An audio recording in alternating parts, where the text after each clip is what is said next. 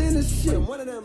Barely check my account, nigga, I'm admitting it. Don't give a fuck. Fuck around my bread, bet you I'ma find out. Catch you, nigga. Couple niggas out there that know what I'm talking about. Nigga, don't play with me. I got a wife, I got a baby to feed. I got a mama to spoil, I got a brother, got a few legal fees. I got a daddy and shit, medical bills, credit to fix, people to pay, labor to run. You play with your life if you play with my phones, nigga. Welcome, ladies and gentlemen, to episode 28 of the Splash Cast Part 1, our ATL edition. I'm your co-host, Reggie. I'm your co-host, Norwood, and I am ready to cause havoc. Ready to pie, baby. Ready to pie. Let's get it to it. So first, we're going to talk about the Braves, man.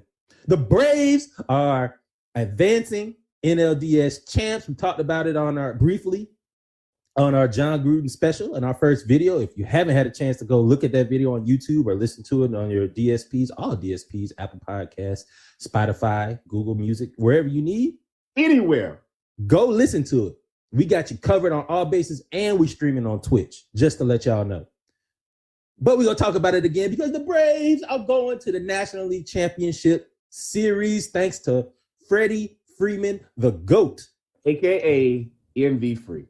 MV Free hit the series clinching 8th inning home run that eliminated the Brewers.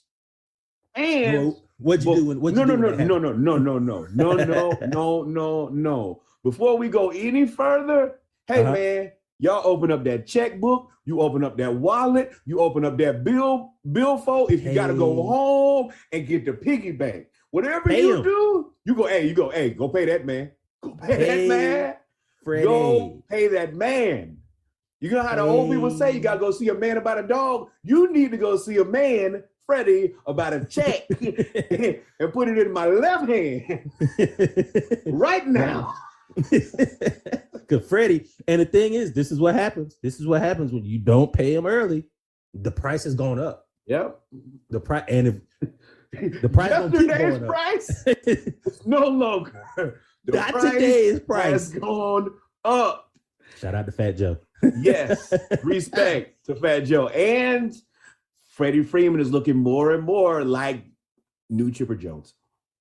Oh, we called that a long time ago, but just to let y'all know, Freddie Freeman has officially, all he has to do now is we have to win the championship. We win the championship, we are now Freddie Freeman. Yep. Freddie Freeman is now Chipper Jones. And then we can do the Spider-Man meme where they point at each other and be like, hey, I'm you and you're me. Yep. I mean, we here now. Let's talk about it. The similarities between that championship team and this team is great. You got Chipper Jones, who's Freddie Freeman. You have Ronald Acuna, who's Andrew Jones, although he's hurt. Ronald Acuna is Andrew Jones. You had our shortstop, I believe, was Rafael Furcal. I think you may have traded him by then. But then you got Ozzie Albies, you got Dansby Swanson. Like all of our championship team and this team mirror each other very well. We have great pitching. We're good. Our pitching has come around. We have good pitching. We have our bullpen is starting to do well. Luke Jackson, you're no longer number 77. Don't mess this up. So do you still hate your boy Will Smith?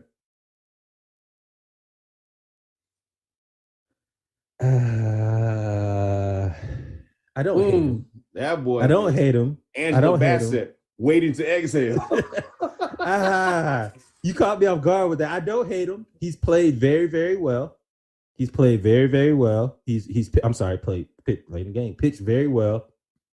He still gives me heart palpitations when he be pitching in the 9th inning. But he's getting the job done. Reggie looks right now how every elementary school teacher used to look at me when my conduct grade went from needs improvement to satisfactory. It was like, well, he sits in his seat a little bit more. He doesn't distract the classroom anymore. But in your heart of hearts, you know. But you know what? Will Smith and you may have been genius. Kids are geniuses.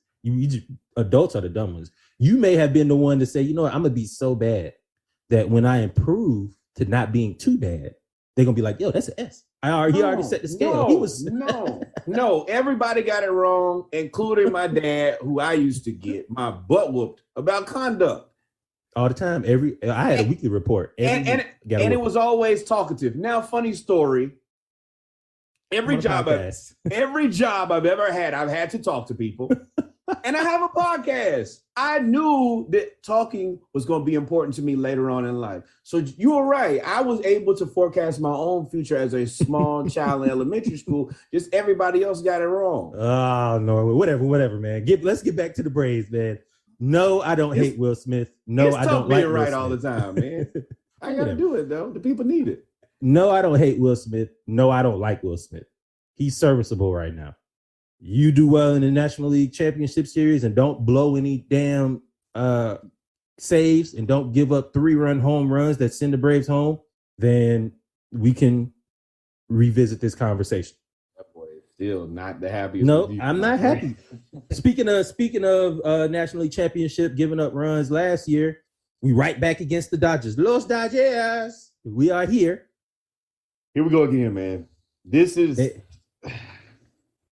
Go ahead. You got to inhale. You got to exhale. You got to be prepared. All right. Well, number one, we're the underdog. We're playing with house money. We're playing very good baseball, though.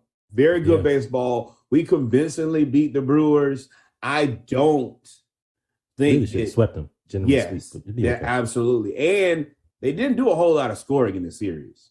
Our pitching was on time. Exactly. So I think that if you look at the entire season, you're like, oh, Braves, Dodgers, this shouldn't even be close. You look at the Braves playing baseball right now. Yeah. It is good baseball, man. We gotta beat them, man. They have been a thorn in our side for the last 4 years. Other than when we blew it against the Cardinals, every time we make it into the playoffs, we lose to the Dodgers. So, and we need to do this so we don't have to hear AJ. Let's be real. Yeah, AJ has been on 10. Our friend AJ is a Dodgers fan. That's the one team that them and the Lakers are the two teams that he constantly supports. Now, NFL football, you know, he's wishy-washy. He's coast to coast. But quick go. But when it comes to the Dodgers and the Lakers, he's an unwavering, obnoxious fan. He's been subtweeting us, texting us, hitting us on Instagram, talking trash. So we can't listen to AJ anymore. Our keys to victory. Well, I want to go over the keys to victory. I have two, and you can add to these. I'm sure you have yours. The pitching. Max Fried, who right now is leading the Major League Baseball, the earned run. He has a 1.74 ERA since August. The beginning of the season, he was really trying to figure it all out. And it seems like he's the number one pitcher in all pitching categories, except for on-base percentage. I think he's number 2 since August.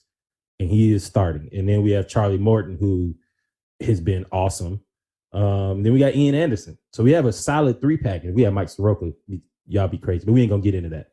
So pitching. You read my mind. I was like, oh, my goodness. If we had Soroka and we had Acuna right now, you guys may be... It does. Hey, we're going to play with the team we got. We've been rocking with the guys. I also want to give those guys a ton of credit. You could have mailed it in. Soroka hasn't been around all season. Acuna, our best player's out. Been out for a long time. We turned the corner and never looked back. A lot of other teams would have quit. Shout out to Alex Anthopoulos. Again, yes. Shout out to Alex Anthopoulos. Congratulations for putting together a team that actually enjoys to play baseball and enjoying playing baseball together, because the other teams are better than us if you just look at just roster. But we have the worst odds of winning. I think we're at a 500-1 odds of winning. Yes. But the fact that we have a team that likes playing baseball and likes to play together, and you can see it all the time, is the reason that we beat these other teams. Dodgers, let's dance. Let's dance. And then our second key to victory is it's got to be a team effort. Man, we're already out without Acuna. Soler, who has been leading off and has been awesome. One of those midseason additions, is going to be out for 2 weeks because of COVID protocols. So we got to fill in the gaps. And we gotta have a total team effort to beat the Dodgers, because the Dodgers are the monsters of the West Coast, man. They are some beasts now. Yeah, they're another one of those teams that bought baseball. You know how I feel about that. Yeah. Yeah. But I mean, don't act like we're not beasts either. We have the best infield in baseball. Oh, Best but infield in baseball. ours came from a farm system. Some guys just go out, man, here's my Amex. Buy whoever's good. Yeah, man. So hopefully, prayerfully, the Braves get it done. Prayerfully. T's and P's to the Braves. T's and P's from the Splash Cast and from to all Braves country fans, because we've been right here in the thick of it with you. Let's go, Bravos. Let's go, Bravos. Oh, now we got to get to the bad kid in the class. Ah, man. So we don't have anything else, Norwood, man. Let's go ahead and get into these Falcons. Let's go ahead and get into these Falcons, brother. Enjoy this last few minutes of one of the good kids. I guess we got two good kids and then one bad kid. I guess that Falcon's the middle kid. That's the middle child. No, all you do is just raise hell all the time. Yep. All right, man. Let's get into the Falcons.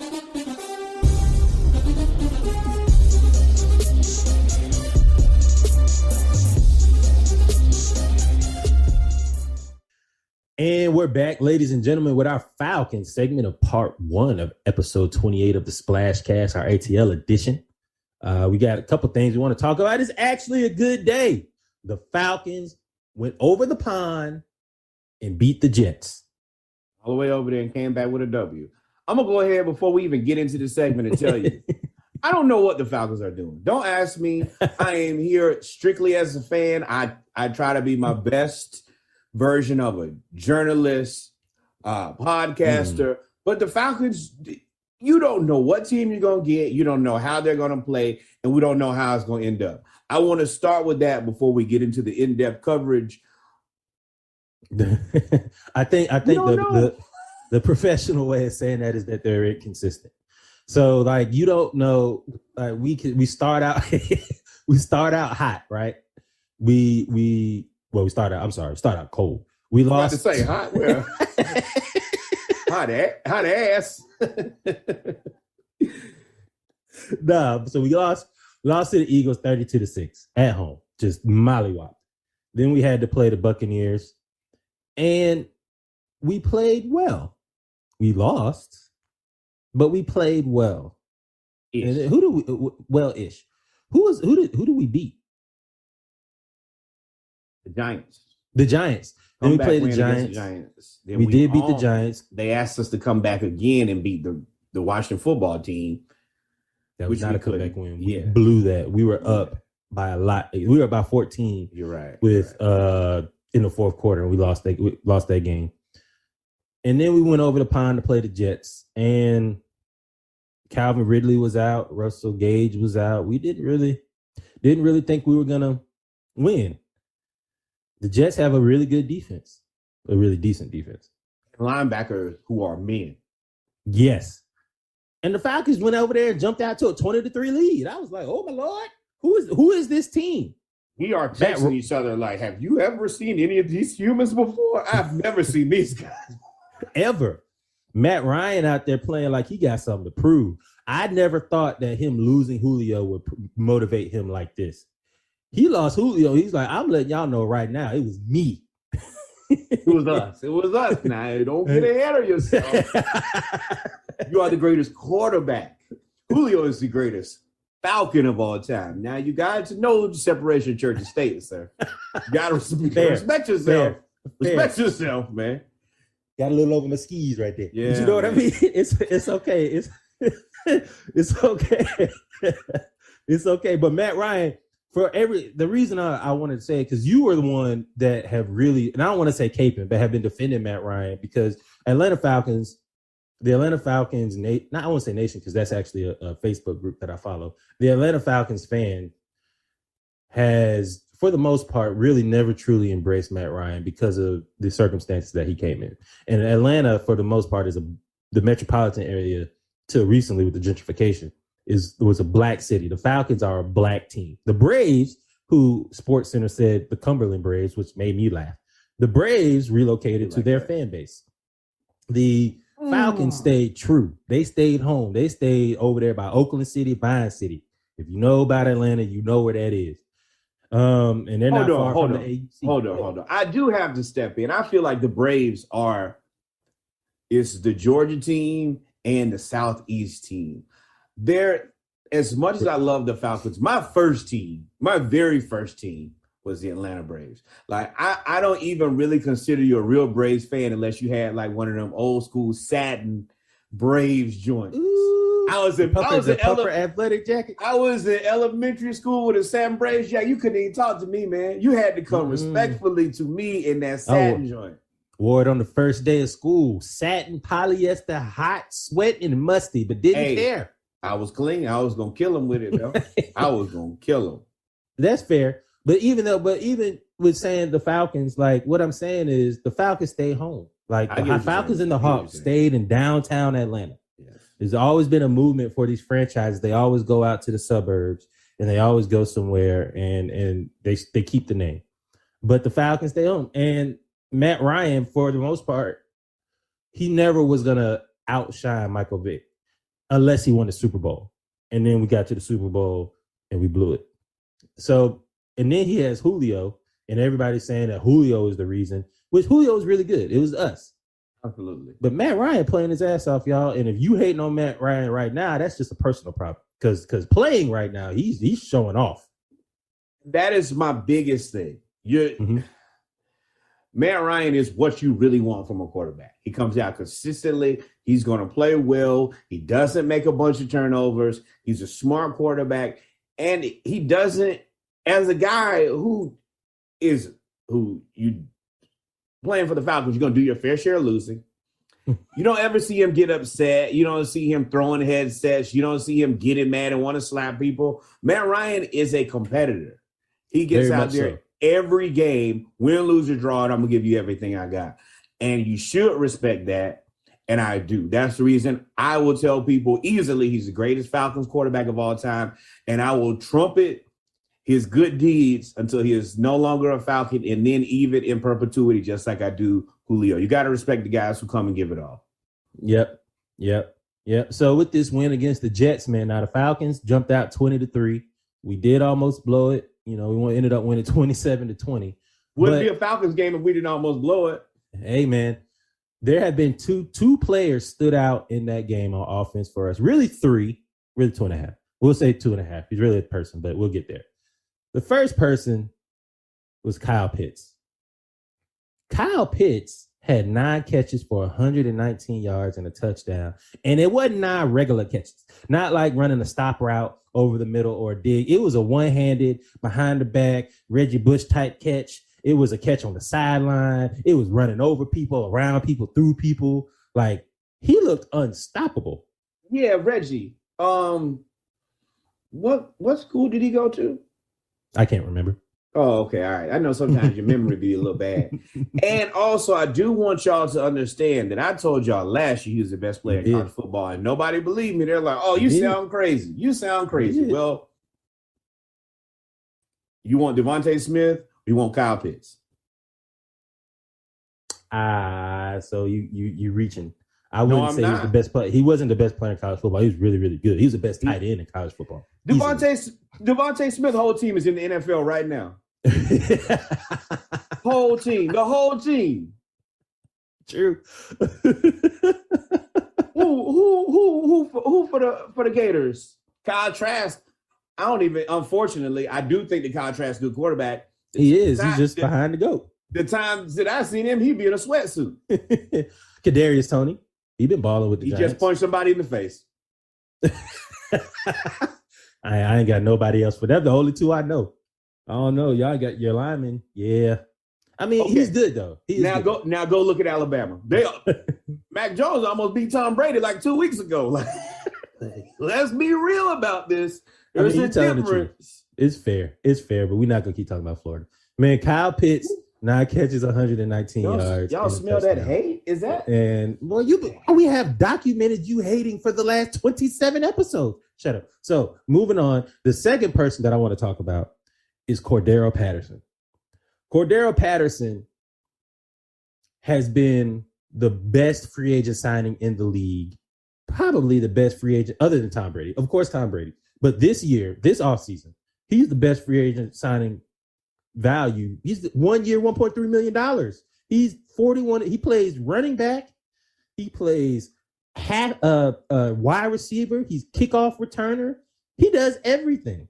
So Tom Brady was not a free agent signing. He told Tampa, y'all are gonna say he signed Tampa, not the other way around. He said, Tampa, hey, I'm y'all new quarterback. I just want to let y'all know, whoever y'all thought, that's dead. I know y'all got to get him up out of here. Yeah, Cordero was actually like, hey, man, are you interested in playing for the Falcons? We would love to have you here. If you could, you want to play running back, you want to play wide receiver. Mm-hmm. Next year, you can play quarterback real tall. Do whatever you want. We about to run to high school. He playing like a high school player. Like, you just go out there on the field. We'll figure it out from there. Yes. And I don't think that the rest of the NFL is understanding that. It's a bunch of players who they're in one position and they're not getting enough touches. Mm-hmm.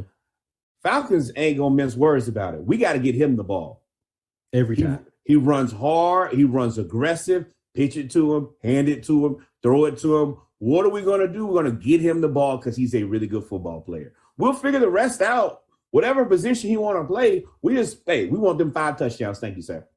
Yep. Shout out to Cordero, man. He has 41 rushing attempts for 173 yards and a touchdown. That's not great. I mean, it's 5 yards. That's almost 5 yards a carry. I mean, it's not great numbers in terms of the overall picture, but the impact that he has teaming up with Mike Davis is awesome. And he has 25 catches, 295 yards, and 4 touchdowns. He has 5 touchdowns. That's damn good. And we really should be 3-2, but we're 2-3. And also, the Eagles. Why y'all had to play good against us, man? Y'all been hot, steaming garbage ever since. Y'all laced them up for one game, embarrassed us, got me looking like I don't know what I'm talking about, and then y'all have gone right back. Y'all now Cinderella and the Pumpkin. And I'm like, God, dog, if we would have just waited one game, I would have been right. But like I said, just played somebody else first. Yes, and like I said, man, we don't know. We don't know. We don't know what team we're going to give with the Falcons. So the Falcons actually play the Jets. They got a bye week coming up this week, and then the next week we play the Jets. I'm not the Jets, the Dolphins. We just played the Jets. We beat the Jets. We got a bye week coming up, and then we play the Dolphins. That's a winnable game. We'll be right back at 500 after a rough start. So I do see that they just recently activated Tua. With that said, I don't know what the Dolphins are doing. I've been saying it since the beginning of the season. They could go anyway, and it looks like they're headed down. And if you spent that draft capital on Tua and he is already not it, yeah, they wouldn't got him. I mean, yeah, true. We'll see. Yeah, we'll see. I think the Dolphins play this week, so we'll be able to kind of scout them a little bit since we have an off week. It'll be fun to watch football with nothing invested. So, not have to worry about the emotional breakdown of losing to a less than mediocre team. Did I say that out loud? God, man. You said less than mediocre for those that didn't hear it. Look at the teams that we played. Washington football team, less than mediocre. The Giants, less than mediocre. The Jets, less than mediocre. The Eagles, less than mediocre. And who are we? The Falcons, less than mediocre. So before we get out of here, I did say 2.5 people I want to talk about. So it's really 3 people. It's 2 halves make a whole. Jalen Mayfield actually had a really good game. He is our second round rookie draft pick from the University of Michigan, who was supposed to challenge for the right tackle spot, but ended up because of injuries and stuff coming in and playing guard. And he looked really good last week. And the Jets defensive line is good. Matt Ryan was upright for the most games. So it was really, really good. And I think it's also good game planning as well. And then the other half person I want to talk about is Dean Pease. I don't know what this defense did, but ever since really the Tampa Bay game, aside from the Washington game where Atlanta became Atlanta, Dean Pease, it seems like they're starting to get a grasp of the defense. We also have a lot of injuries. We're missing like 3 DBs now. We're starting to get some of our D linemen back off IR. So our defense, for the most part, has been improving. And against the Jets, now the Jets offense is bad, but they look pretty good. So hopefully they can keep improving. So shout out to Jalen Mayfield, because Atlanta Falcons was killing you. The fans were killing you. One thing that I didn't account for, and I think I was having a conversation with Josh about this, was we have a new coach and new coordinator and new GM. And for us, dealing with what's your boy's name? I can't think of the GM. And Fontenot? yeah, no, before Fontenot. Any other time I can call his name. Oh, yes, dealing with him, and I can't think of old boy who's the defensive coordinator. Oh, Dan Quinn. We were in such a bad situation before. We thought just immediately getting rid of those guys would just immediately make us that much better. But there is that always was foolish. If people thought that was foolish. well, and hey, like I said, Thomas Dimitroff was his yes, Dimitroff. I try to forget his name in that time period of my life. But keep going. Yes. But now that we've had an opportunity to kind of get to normalize some things and everybody get comfortable in their roles, we look like a better team. We look like a much more organized team. And that's going to be the difference. Comes with understanding of the playbook as well. So I agree. I 100% agree, man. I 100% agree. Do you have us beat the Dolphins? Yes. No, I don't know, man. You don't want to do no more takes anymore. No, I would love to have a take, but I don't know if we're going to get in the grocery store and they're going to embarrass me. I would hope that we can go in there and beat them. But we are the realest podcast in the world for a reason. And I'm going to keep it real. I do not know who we're bringing to that game. Yeah. Ideally, I would like for us to go out there and destroy the Miami Tuas, or maybe I don't know if he's gonna play the Miami Tuas. What Tua done to be? No. Well, that was kind of the representation of where I think they are. Here's the gun, and Reggie has killed my joke. Yeah, I think that we should beat them, but I don't know. We could get down there and lay an egg, man. So my last question. We just talked about Cordero Patterson. Right now, his trade value is through the roof. Do you keep him because you don't have to re-sign him, or do you trade him? We don't have enough of anything. Only person who I can see being good and get rid of him is Matt Ryan, because we can't afford to pay him and then have anybody else on this team be good. So no, keep Cordero. And so he runs away from the Falcons. Hey, sir, we got a spot here for you. Whatever you want, we're willing to do it for you. Keep him. Fair. Well, with that being said, ladies and gentlemen, we've come to the end of our Falcon segment of part 1 of episode 28 of Splashcast. If you don't have anything else, Norwood, let's go ahead and get into it's finally Hawk season, baby. We are back. Hawk season. I'm just happy that this is a weekend that I don't have to worry about the Falcons losing. I know for sure the Falcons will not lose this weekend. Not a doubt. Knock on wood. If we lose the bye week, then we deserve it.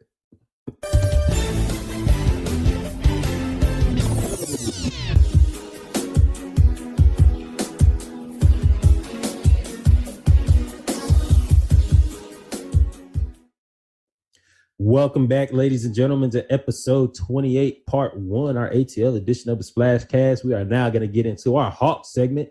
It's finally basketball season. And the Hawks ended their preseason yesterday when they played the Miami Heat. Well, we played some players that were in a Miami Heat uniform.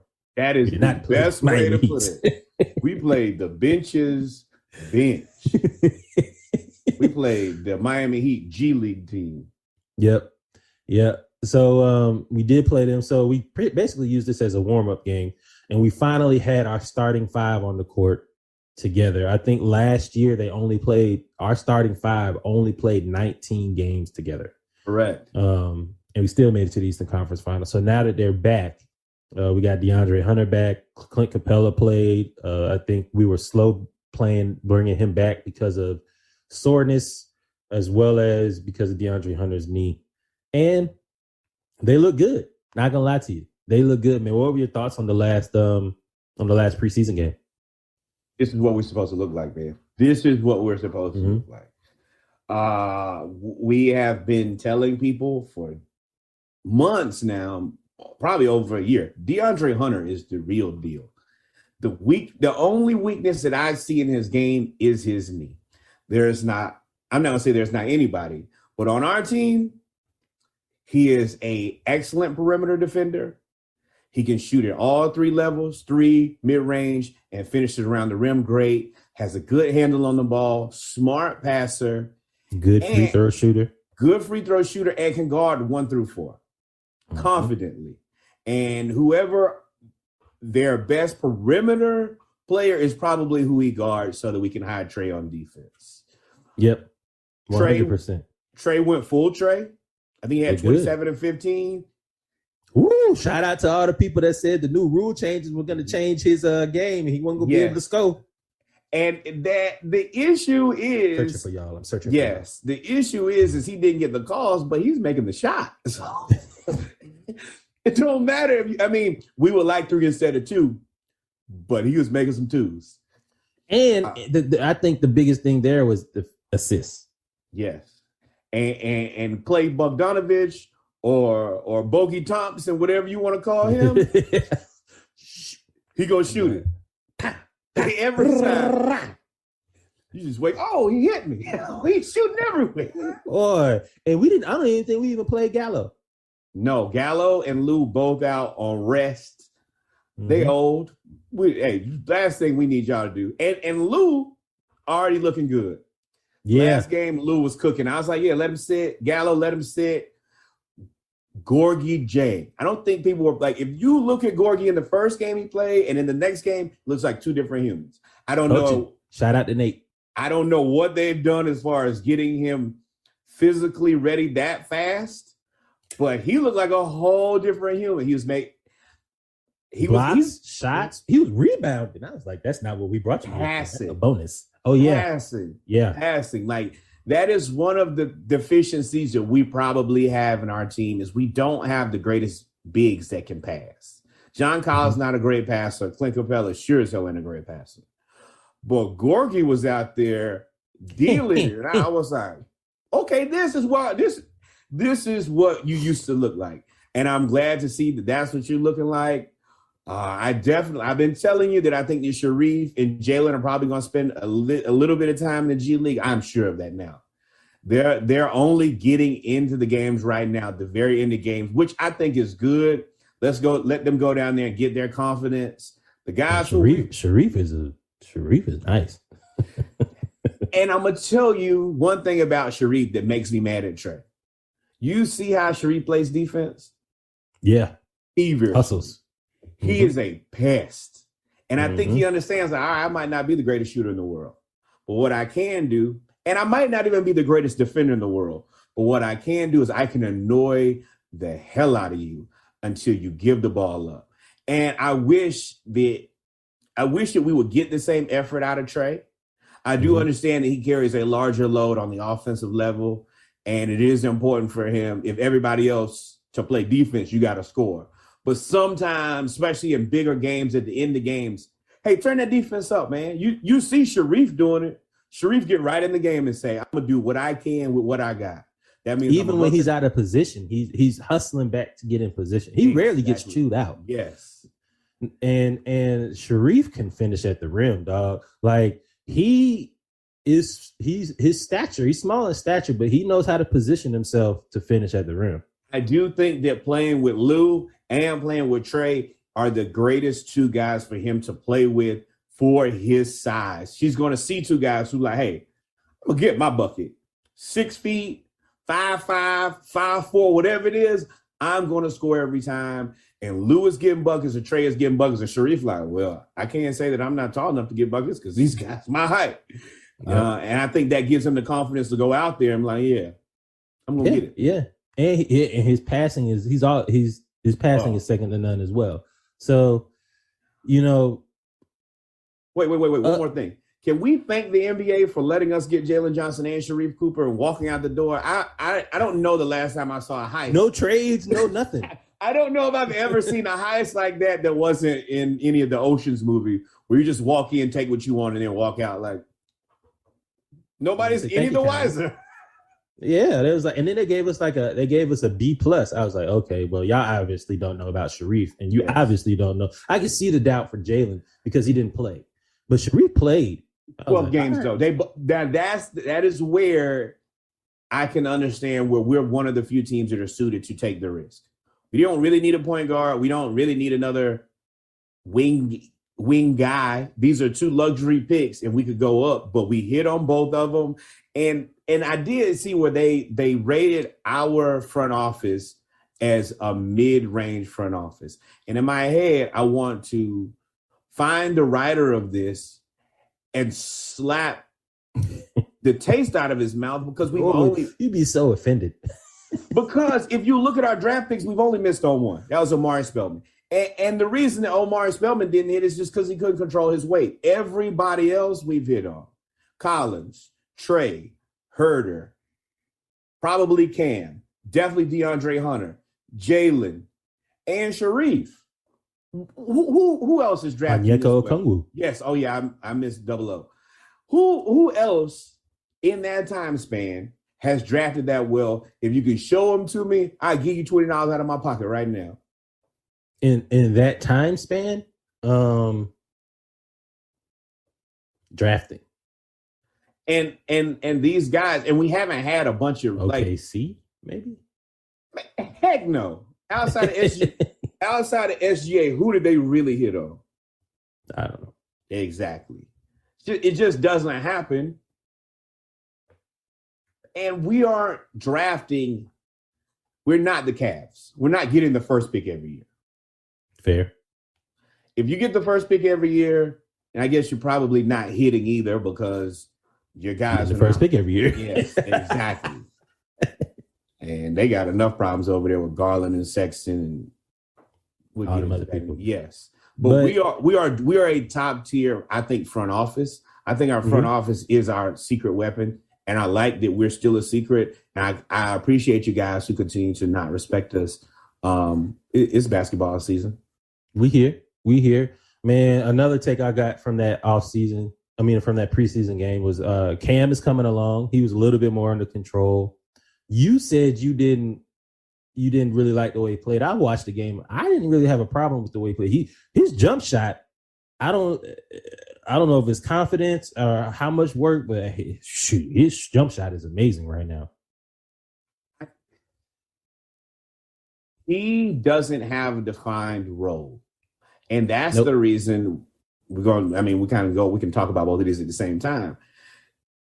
He needs to keep an eye on Cabarrot. TLC understands his role, and he's going to play his role. Play defense, stand in the corner. TLC. Yes. Pass him the ball in the corner. He's going to shoot the three, which he did very effectively. Cam Reddish, I know you want to be a big part of the offense. I'm going to say, hopefully you'll flip your perspective. Become a big part of the defense where you have to stay on the floor.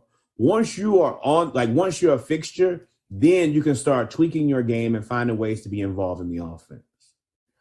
I will say, go ahead. Sorry. With that, what I hope you understand is it's a lot of money invested into the offense. Trae Young and John Collins, it's a ton of money. Collins is balling too. They're going to get the lion's share because that's what they get paid. But if you're on the floor with those guys, you can find a way. DeAndre Hunter is the perfect example of a guy who all right, well, this is where I need to be. I'm going to do this. Mm-hmm. And then eventually you're like, oh, well, he can do basically everything. Let's give him some shots. And I think that probably will be the reason John Collins probably doesn't average 20 points and 10 rebounds again, is because DeAndre Hunter is going to get his fair share of shots. Bogey's going to get his fair share of shots. And then Clint Capella is going to also take out his rebounds. But that means that we're going to be able to play matchup ball. And whoever's night it is, it's your night. And then, of course, it's your night plus Trae. Trae going to shoot his shots no matter what. To me, Cam has to learn, because Lloyd did play this. That's what I was going to, not Lloyd, Nate. That's what I wanted to say. Nate did play this lineup in the preseason. He played two lineups. He played Trae, Cam, DeAndre. No, it's Trae, Werder, Cam, DeAndre, John Collins. That was the five. And that was a tough lineup. But he also played a defensive lineup of Werder, Cam, DeAndre, John Collins, and Clint Capella.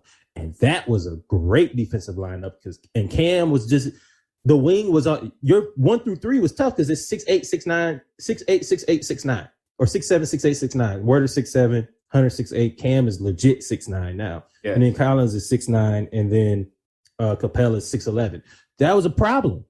So if Cam can understand, and on that lineup, Cam is now the shooter. Cam and Werder. Yes. You got Hunter is the mid-range. John Collins can shoot. He's spot up, but he's really more of effort, low post, and athleticism. Then Capella's going to clean the boards. And that also depends on who is the better matchup as far as the big. Because if the center is if Capella can kill the center, kill him. If Collins can beat the power forward, go there. And that's what allows us to always dictate who and how we are going to run the offense. We're going to find your weak link. We're going to dominate him. And we have all the faith in the world that whoever we pick to dominate it. Yep. And I said that as a defensive end kind of shooter, and you could sub out Hunter or Cam. He's not doing put in Gallo. So the Hawks, and the thing is, the Hawks are committed to this. They picked up the 22-23 options of DeAndre Hunter, Cam Reddish, and Onyeka Okongwu. So our core is here until at least next year. Yeah, the end of next year. And don't sleep on the John Collins playing the 3 liner. If y'all want to go big, Gallo Lakers, at the 4? Yes, they will 100%. Capella at the 5, Gallo at the 4, Collins at the 3, Hunter at the 2. I would like to see that. And Trey, I don't know, man. To play against we do match up well against the Lakers. Like I said, we match up well against the Lakers. We match up well against the Nets. But like I said, the thing about it is like the Hawks are the deepest team in the league to me, at least, or one of them. I don't really know any other team that's that deep. Maybe if Jamal Murray comes back for the Nuggets, they'll be a deep team. But in terms of depth, we are the deepest team in the league. But the teams that are supposed to be ahead of us are just top heavy. Yeah. What I mean is the teams that are supposed to be ahead of us, like the Nets, the Lakers, the Bucks, are the 3 teams that come to mind where everybody says that they're better than us or whatever, is their superstars are better than our superstars. Yes. Right? Kevin Durant, best player in the league. Or 1B. Giannis right now. Once you get past a top 3, though, it gets real extra. It's ugly. Extra regular. So we're going to be able to hang with any team. And that bodes well for us in a 7-game series. Yeah. And I think we can deal with injury better than most teams. Especially the second half, once we get Onyeka Okongwu back. Gorgie will then go to probably almost reserve status, which is a great guy to just have just in case. Yeah, I think you go offense for defense. I think, you're right. But there's also one person that we didn't mention that I do want to mention when it comes to the last preseason game, because we did play a lot of our young players. Skylar Mays is probably going to be a G League player. He's, there's one guy that we signed that I had no clue who he was. It was Johnny Hamilton. Hamilton. Playing like a whole man. A whole man. Is 7 feet with 7-foot long arms. And he was getting rebounds. He was running the floor. He was dunking. He was doing everything he was needing to do. And if anything, he secured a 2-way contract, a G League, something. He secured with his effort. I was very impressed with Johnny Hamilton on the minutes. Give me a 7-foot guy who plays tough, plays hard with a lot of energy. I think that guys are kind of figuring that out about Atlanta. Like, I can come here, we can play. And the rest of these guys are good. I don't have to go out and be a world beater. I can have 1 job, maybe 2 jobs. And as long as I do those very well, everybody else is going to do theirs. And it gives us a fighting chance against the juggernauts of the Nets. I have my specific feeling about the Bucks. But until we beat them, I have to shut up. Yeah. Fair. That's fair, man. That's fair. So October 21st is when the season starts for the Hawks. We'll be back next week and hopefully talking about the Hawks are now 1-0, and we'll be excited. Let's stomp out the Mavs and let's go ahead and make them send KP somewhere else so he can be on his third destination. Or is he playing? Is he healthy? Yeah, he's healthy. The glass ain't broke yet. Man, the glass ain't broke yet. Bye. All right, ladies and gentlemen. Well, we've come to the end of our Hawk segment. If you don't have anything else, man, we're going to get into our final segment of part 1 of episode 28 of the Splash Cast. We're going to get into our HBCU news around the culture segment. Stay tuned. I'm ready to talk about Deion stomping that man out. Ooh, we're going to get there. Hell yes.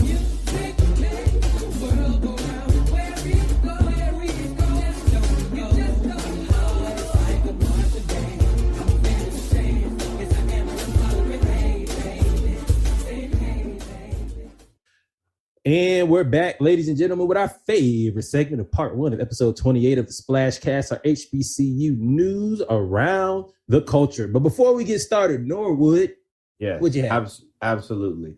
I want to take just a brief moment here.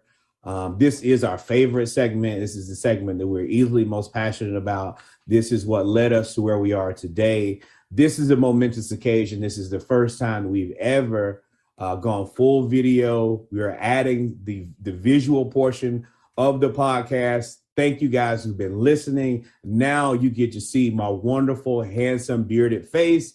And there's also Reggie.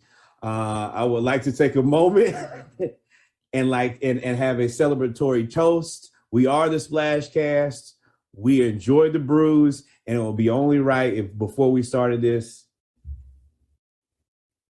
Salute to my brother. Oh, see, I see your choice of.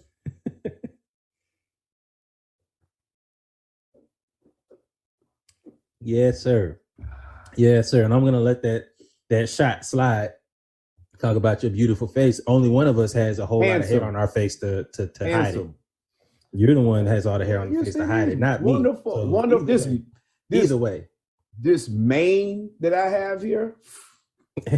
Either way. So, as we said before, we have now come to our favorite segment of HBCU of our podcast, HBCU news around the culture. Got a few things we want to talk about today. Deion Sanders and Jackson State played Alabama A&M after Cornell Manning made a whole lot of noise in the news.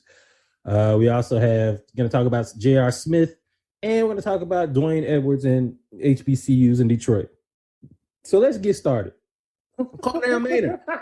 Cornell, I want you to look at me in my eyes.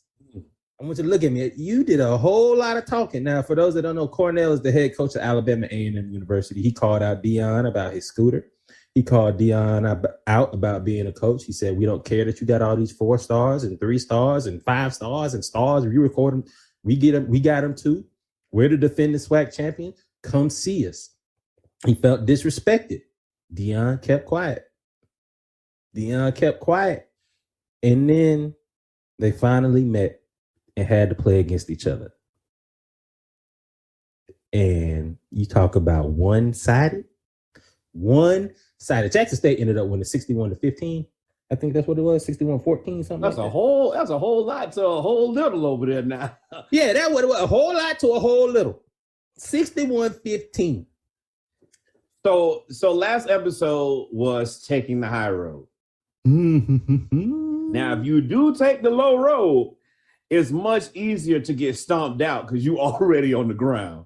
Boy. And Deion did the Texas two-step all over Alabama A&M. Shedeur Sanders had 249 yards and 4 touchdowns. He also had 6 carries for 58 yards and another touchdown on the ground. And you had Santi Marshall, who had 12 carries for 122 yards. Hey, Cornell, do you have a defense? What? You scored 15 points. Do you have an offense? Do you have a team? Where'd y'all go? Help me. In the famous words, one of my favorite rappers, don't bark up that tree. That tree will fall on you. And indeed, the tree fell on Cornell Manning's head.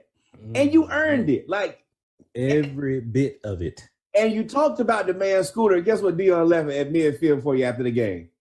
A little scooter. A child scooter, because he beat you like you was a child on timeout. And you was acting childish. So running theme here. Running theme. You earned it. Sometimes you earn it and you got it. And now that it's over, you want to moonwalk out of that thing talking about, oh, well, this is just friendly come. No. You made fun of everything that is me. Yeah. And Dion and his son came over to your house and beat you like you stole something. And then told you we kept all the receipts that y'all was talking. Shador was out there like, yo, we wanted to come here. We kept all the receipts. We heard what he was saying. You kept what talking did about Dion my daddy. Hey, bro, you my father. That ain't just my coach. You talk about my dad one more time, bro. I'll take you outside and wash and dry you. Dion rolled on over the midfield and said, ain't no fun when the rabbit got the gun, huh? Said, I looked dead in his eye. The rabbit was shooting. Beat them like they stole something. And now it's Jackson State homecoming. So that was a wonderful precursor for Jackson State. Because now they get to play this week. And they get to have homecoming, and they are out there partying now. So I would have started homecoming last Saturday. you know me, out of all the people, man. Hey, I would have been insufferable all week. I would have been the guy. I would have been in every class. Woo, boy, y'all remember how we stumped them out last week? And they talked all that trash. You see how we do. You see how we did Howard. dead on arrival. Unfortunate to them Bison. Smoking on Bison. Hey, in the middle of the bar. Hey, we have Last Cast 12-pack playlist. Get ready for that. That's on there. It's coming. So keeping it with Jackson State, man. Jackson State homecoming is this week, and I don't really want to make this a whole segment. I just want to send a warning out. Hey, man, Brittany Renner is on the prowl out there at Jackson State homecoming. She released a photo, said, Jackson State, hide your sons. Dion, you need to have her arrested because she is going to Police. We got one down here. She's looking for young underage men. Shador, same thing we said to LaMelo. Stay away. Wait, time out. I do have to ask a question. That is a little predatory. You can't be an adult woman on a college campus talking about hide your sons. Hide your sons? If you're a man, I'm gonna tell you where they put you. Jail. Now it would be jail. You'd be in society, social jail. You'd be looked at because she's jail. You're grown. No, they're grown. Jail. I'm sticking with that. Jail. That's what you're going as an adult woman. Going to college campuses to look for men? Sports players. The only reason you're there is because they got all of the pub. You wouldn't be there if it wasn't. Predator. That is predatory behavior to me. Sounds like a predator. Looks like a predator. Probably is a predator. Let's not belabor that point. Man. Let's move away from. Let's keep it moving. Hey, man. You know, we're a champion of J.R. Smith and everything that he's doing right now, man. He played in his first golf tournament. We talked about that before. But T's and P's to J.R., he got attacked when he stepped in a hornet's nest while on the golf course, which there's a whole lot of problems I have with that. Why is there a hornet's nest at the golf course? How did you get the ball over to the hornet's nest? It's nature. At a golf course? Yes, it's all nature. You can't get mad at the bees for being at home. That's like somebody. I'm not mad at the bees. I'm mad at the grounds crew for not removing them. You can't move all the bees. Remove every bee. You can move a nest off the golf course, Norwood. You can remove a nest off the golf. Okay, then you gotta pollinate these plants and flowers and things that are on this same beloved golf course, right? All right, botanists over there. I'm talking about cleaning up. They can still fly over there. Did you insult me for understanding science? No, I insulted you for trying to be a botanist over there. Double down. Yeah, Lord, 100%. But JR, man, he ended up finishing the round and finishing the tournament. So shout out to JR. Get well soon. And if anybody knows about ants, bees, and bug bites that hurt, it is my co-host. who is over there right now, Well played. full of alcohol, Man. and not the kind that you Not drink. yet. Yes. The green ones that are Yes. on your legs. So Yes. I've been fighting the good fight for the past 2 weeks. I actually went to TSU and it was a Mudfest tailgate, which was great.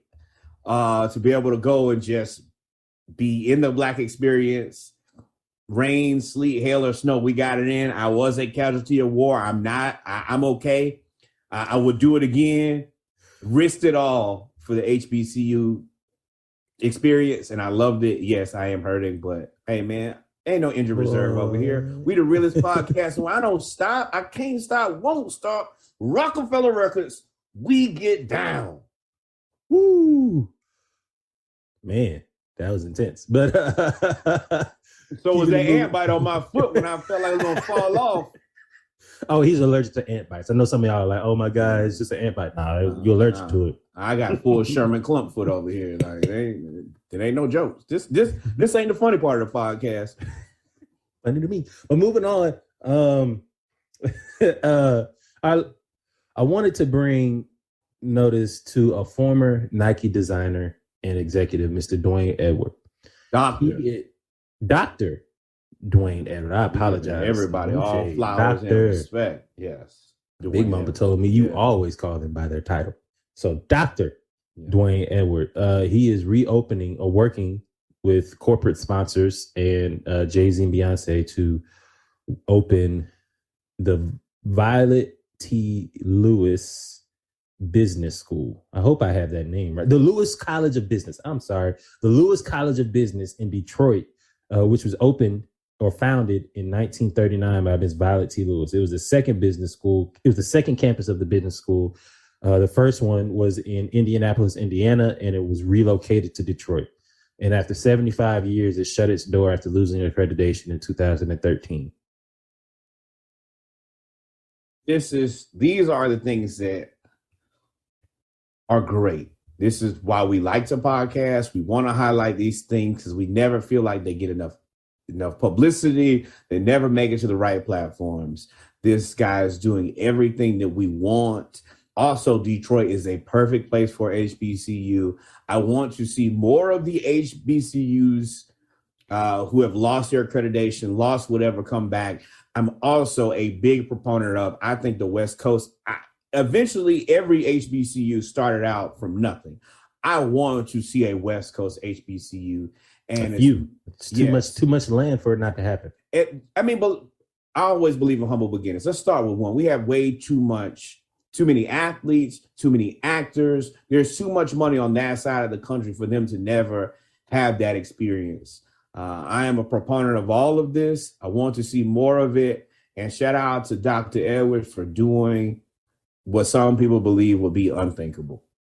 Yeah, man. So we would be remiss if we didn't keep you guys abreast of the news in HBCU culture. This is one of the more important topics that we have. So shout out to Dr. Edward. And that's really all we got, man. If you have a chance to go back and actually go and you have a chance in Detroit, if you're in Detroit or you go to Indianapolis for whatever reason, make sure you look up Violet T. Lewis. They're actually naming a highway after her in Detroit. She was a woman far ahead of her time. And she was doing things that not only Black people, not only Black women, but women in general were not doing. She opened 2 HBCU campuses and ended up relocating one to the other. So that's very, very important. Shout out to Violet T. Lewis. Shout out to the Lewis College of Business. Shout out to Dr. Dwayne Edwards. Shout out to the corporate sponsors that are putting their money where their mouth is and supporting HBCUs as well. I think that's it, man. I think we've come to the end of part 1 of episode 28 of the Splashcast, our ATL edition. We talked about news around the league. Deion, as he said, it ain't no fun when the rabbit got the gun. The Hawks look really good in the preseason, and now the regular season is upon us, and it's time to put up or shut up. The Falcons won. Hopefully, this is something that we can keep talking about. Not really thinking it's going to happen. But, it is what it is. The Braves advanced, and we played Los Dodgers in the NLCS. And we talked about Fury Wilder for a little bit. Did I miss anything, Norwood? One more thing. We want to send out a special. We want to overnight these directly to Cornell Maynard. We're going to send you a box of thoughts and prayers. I can only imagine I feel like your household is probably in shambles. Your team is probably looking at you like, man, it's no reason. You got us jumped. Yeah, man, you got us jumped, man. You know how you get into a fight and then y'all get in the car and everybody okay, and then y'all be mad like we didn't even have to fight today. You were the reason we got jumped. You, Cornell, you ain't have to get them boys stomped out like that. Let's give Cornell a little bit of pub too. If you have a chance, they actually have a YouTube page where he has to break down the previous week's game, and he had to break down 61-15. If you have a chance, go look at that video. It is hilarious. He was straight faced like this the whole time. Ready to cry the whole time. Emotional breakdown. But with that being said, man, Norwood, take us out. Ladies and gentlemen, of course, number 1, more Black baseball. Number 2, more Black Cowboys, Cowgirls, all of the above. Number 3, hey, let's start more of these HBCUs. And let's restart the ones that we need to revive. Invest in your neighborhood HBCU and also invest in the one that you graduated from. If you didn't pick one that you love, or just send all your money to Hampton because we love you and we're the greatest HBCU on the land. Outside of that, you could have been anywhere else in the world. You came and kicked it with me and Reggie. Not only are we in your ears, but now you can see us. And we appreciate it. And with that said, thank you for hanging out. You could have been anywhere else in the world. And of course, hang out. Hang out. We out of here, baby. Peace. Adios, mi amigos.